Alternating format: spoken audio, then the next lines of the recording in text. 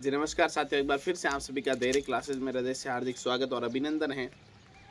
आज दिनांक 19 फरवरी हो चुकी हैं और आप सभी को पता है कि आप सभी का जो रीट का एग्ज़ाम है वो 27 और 28 फरवरी को है। L1 और L2 वालों का एडमिट कार्ड कल या परसों तक आ जाएंगे। आज वैसे विज्ञप्ति के अनुसार आज आने की थी, लेकिन कोई दिक्कत नहीं, आ जाएंगे। इन चीज़ों पर आप ज़्यादा इन चीज़ों को लेकर चिंतित ना हो कि प्रवेश पत्र कब आएंगे, हम देख पाएंगे कि नहीं देख पाएंगे। सब कुछ होगा, कोई दिक्कत नहीं, आराम से आप आ जाएंगे। एक दो कल परसों में आ जाएंगे, तो इन चीज़ों को लेकर इतना घबराए नहीं, सब कुछ होगा। आज हम मुख्यतः बात करें कि इन अंतिम दिनों में, आज 19 फरवरी हो चुकी है, तो सीधी सी बात है 7-8 दिन और हमारे पास हैं।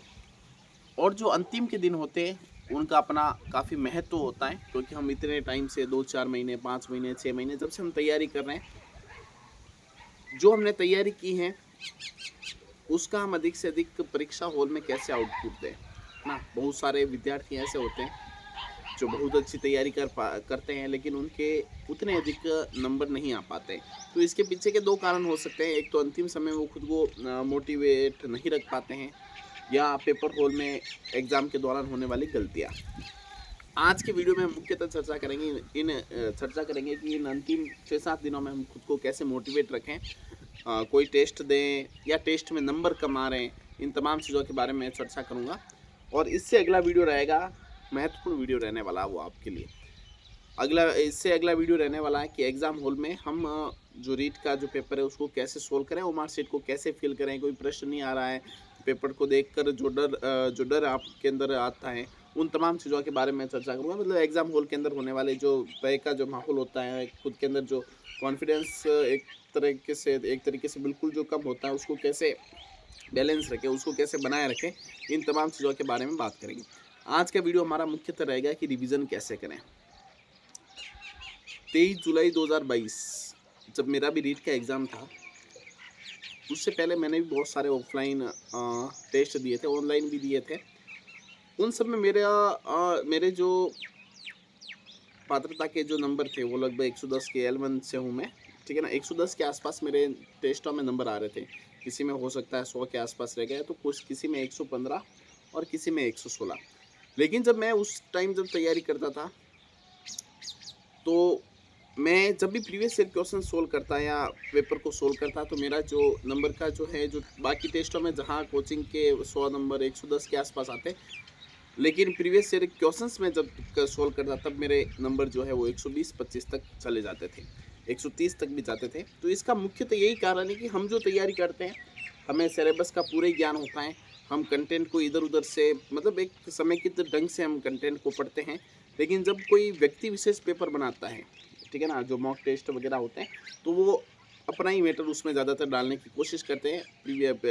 प्रीवियस ईयर क्वेश्चंस उसमें बहुत कम होते हैं, तो इसकी वजह से हमारा स्कोर कम रहने का उसमें ज़्यादा चांस रहता है, क्योंकि हमने तैयारी की है वो टू द सिलेबस, जो 27-28 फरवरी को जो एग्ज़ाम हॉल में जो पेपर बनेगा उस लेवल की हमारी तैयारी है, ना कि हमने किसी कोचिंग के लेवल के या उसके सिलेबस को देखकर या उनके कंटेंट को देखकर हमने तैयारी करी है। हमने तो टू द सिलेबस, जो आरबीएससी का सिलेबस है उसको देखकर तैयारी करी है। तो ये जो है अंतिम समय में टेस्ट देने का मुख्य तो उद्देश्य टाइम मैनेजमेंट होना चाहिए। मैंने एक वीडियो डाल रखा है जिसपे 90,000 से अधिक व्यूज़ हैं, कि अध्यापक भर्ती परीक्षा में की जो बुक लिस्ट है उसमें मैंने ओमार शीट भी मेरी बताई थी। ओमार शीट आती है कॉपी वाली, वैसी आप ले आए और ऑनलाइन कोई भी टेस्ट दे रहे हैं या ऑफलाइन घर पे बैठ कर कोई भी टेस्ट, सबसे अच्छा है घर पे बैठ कर टेस्ट आप दीजिए। टेस्ट का मुख्यतः जो उद्देश्य होना चाहिए वो खुद का है आकलन करना, खुद का एनालाइज करना, उसमें सुधार करना। इस वक्त मेरे ख्याल से आपके अंदर ये हमेशा ही, मेरे इस वक्त नहीं, हमेशा यही आपका एटीट्यूड होना चाहिए कि गलतियों से भागना नहीं है, गलतियों का आप सामना करें अधिक से अधिक। अभी जो टेस्ट में जो गलतियां हो रही है टाइम मैनेजमेंट को लेकर, इनसे घबराने के बजाय उनका सामना करके अगर हम उन्हें दूर करें, तो जो 27 फरवरी को जो होगा पेपर, वो बिल्कुल अच्छा हो जाएगा और आराम से आपकी पात्रता क्लियर हो जाएगी। तो मेरे ख्याल से जैसे मैंने वो जो टेस्ट वगैरह लगाता था, तो उससे मुख्यतः उद्देश्य हमारा टाइम मैनेजमेंट ही होना चाहिए। अगर मॉक टेस्ट वगैरह लगा रहे हो, घर पे आप बैठ के लगाइए आराम से, इधर-उधर भाग के आप ऐसे ही टाइम वेस्ट मत करिए। घर पे बैठ के ऑनलाइन लगा रहे हो, तो जैसे ही उस स्क्रीन पे टच करा आंसर, इधर ओमार में भरते रहिए। ओमार से ऑफलाइन मतलब खुद पे ओमार शीट में भरिए, मेरे कहने का मतलब ऐसे डायरेक्ट वो लगाते उससे मज़ा नहीं आता है। तो 3 जो भी 2.5 घंटे जो होता है पेपर का उसको आप रखिए। आप पहले से ही चीज़ें डिसाइड करिए कि मुझे पहले कौन सा पार्ट को सोल्व करना है। जैसे L1 वाले सबसे पहले गणित के पार्ट को L1 वालों को मेरे ख्याल से गणित का पार्ट सबसे लास्ट में सोल्व करना चाहिए। तो इस प्रकार से एक बेसिक सा एक आइडिया एक आपके अंदर डेवलप पहले ही विकसित हो जाना चाहिए कि पेपर को हमें कैसे सोल्व करना है।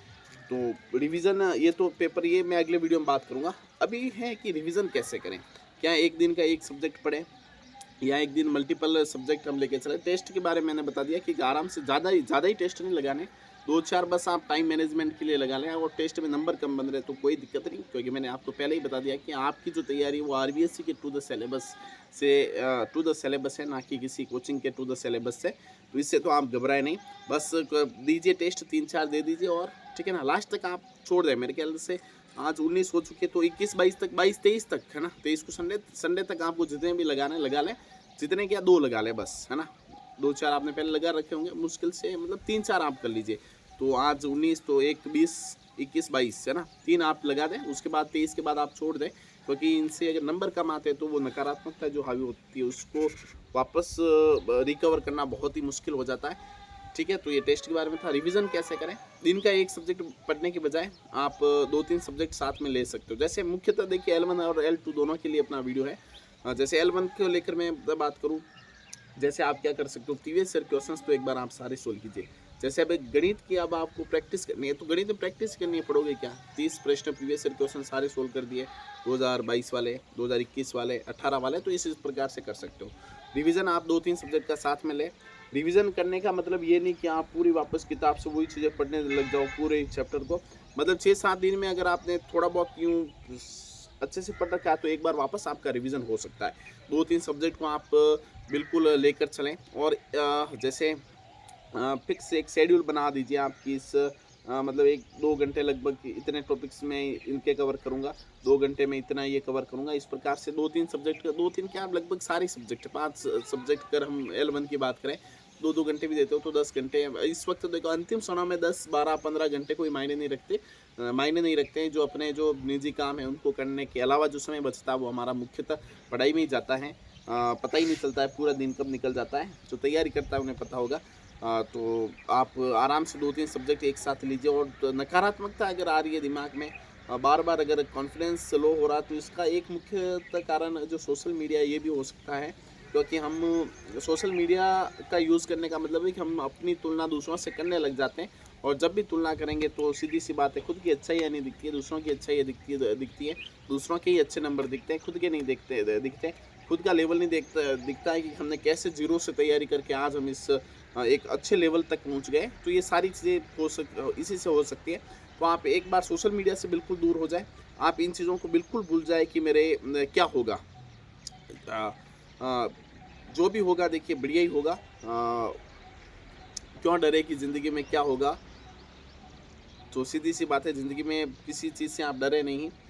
रिज़ल्ट को लेकर जो है उस भय को आप मिटा दें अभी, और 6-7 दिन आराम से मस्ती से आराम से तैयारी करिए।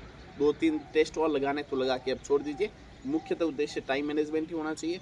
और तो क्या चीज़ें हैं, अगले पेपर जो एग्ज़ाम होगा, जो प्रेशर है उसके बारे में अगले वीडियो में बात करूँगा। और रिवीजन के बारे में हमने बात कर ली, टेस्ट के बारे में हमने चर्चा कर ली। और तो जब कांटों भरा हो तो पैरों की रफ्तार अपने आप बढ़ जाती है। तो कोई दिक्कत नहीं है, अगर जीवन में समस्या है तो पैरों की रफ्तार है कि बढ़ेगी, क्योंकि कांटे हैं। तो सबके हर एक सफल व्यक्ति के जीवन में ऐसी समस्या आती हैं। कहा जाता है कि ये फूल भरे ठीक है ना, जो रास्ते होते हैं जो आपको दिख रहे हैं कि फूल भरे रास्ते, कभी कांटों भरे थे। तो जीवन में और जब कांटों भरा रास्ता हो तो पैरों की रफ्तार अपने आप बढ़ जाती हैं।